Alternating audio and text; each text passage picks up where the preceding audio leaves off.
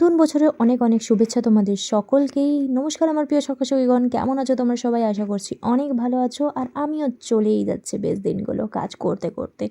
যাই হোক, তোমরা নিশ্চয়ই এতদিন আমাকে এতটাই বুঝতে পেরে গেছো যে আমি এতটাই কিপটে যে এত কিছু কিনতে পারি, কিন্তু আমি টোনার কিনতে পারি না। সেই গোলাপ জলটাকে ইউজ করি, তাও আবার ওই যে কৌটোটা দেখলে ওটা কিন্তু একটা ওষুধের কৌটো ছিল, যার মধ্যে ঢেলে আমি ইউজ করছি। ভিজে কিন্তু ওই দিকে রাখো।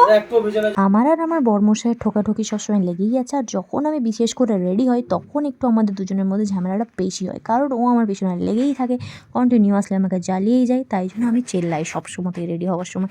যাই হোক, ওই জামাটা পরেছিলাম, তারপর আমার নিজেকে ভালো লাগছিল না, তাই জামাটা ঝটপট চেঞ্জ করে নিলাম। আর আমার আজীবনের সেই হেয়ার হেয়ার দেখতে তো তুতলে যাচ্ছি, 1 মিনিট দাঁড়াও।